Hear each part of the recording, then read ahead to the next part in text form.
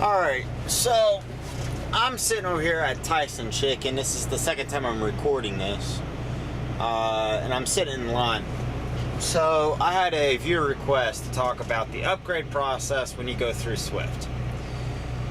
So depending on what time your mentor drops you off, / when you got done, you might go to the hotel because it's nighttime, and so you go to the hotel, wake up the next day, and then go test out. If you get there during the day, I would recommend that you ask for the hotel, go to the hotel, sleep, and test out the following day, just so that you're well rested and you have some time to read the spiral notebook that says Swift Mentor Training Guide or something like that. It's going to talk about some of your micros that you need to know, like 1 through 6, what micro 0 is for, micro 22, 34, I think it asks about 34, a few things like that, okay? It's real basic stuff, alright? Now when you do take the test, they give you a list that gives you all the micros that you need to know. So it's kind of like, you know, it's going to ask you, well, if you need to do blank, what micro do you use? Alright, it's simple, okay? You just need to use some common sense. Now, on the pre-trip part of it, it's not asking you where you're going to stop and get fuel, or where you're going to, you know, do a 10-hour reset, or anything like that. What it's asking you is how much time do you need to do that run, okay? So, for instance, let's say it's 2,000 miles, all right? You're going to want to take 2,000 miles, divide that by 55 miles, and that will tell you how many hours you need. It's going to be above, 10 hours a day. You don't calculate out for 11 hours because you can't always drive 11 hours. So you do it 10 hours just to give you that 1 extra hour as safety. Make sure you add in your 30-minute break, and make sure you add your 10-hour break, and then add about 30 minutes, give or take, okay? And, call it traffic. All right. And that's how you calculate out your time. You can put too little time and fail that question. You really can't fail it by putting too much time.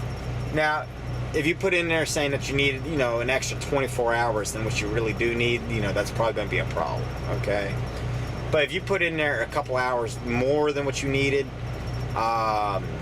they might ask you about it, and you say, hey, traffic, safety window, your 30-minute break, maybe whatever. And the further that you got to drive, the more of a safety window you need to have. The shorter, the less window you need. It's kind of self-explanatory.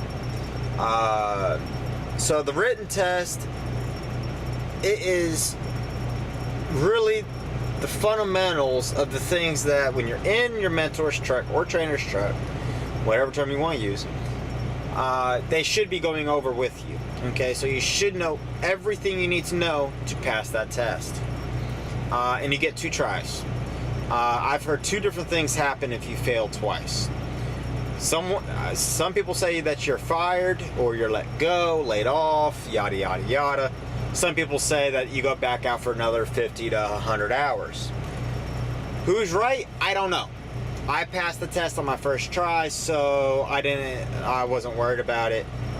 The test is not something I would say that anybody really needs to be worried about. Just read that book, use common sense, and read the questions. The questions are meant to trip you up, alright? So read the questions. And if you're not sure, skip over it, come back to it in a minute. I found that helps.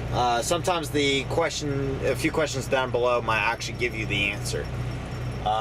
Which is kind of funny. I remember there was one, I can't think what the scenario was, but yeah, the test is not hard at all, guys. Alright.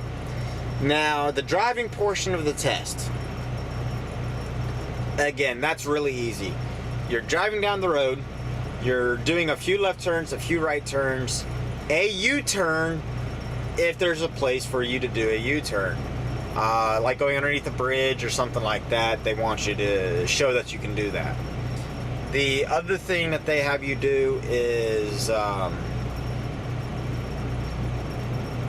that's not Swift, Tyson.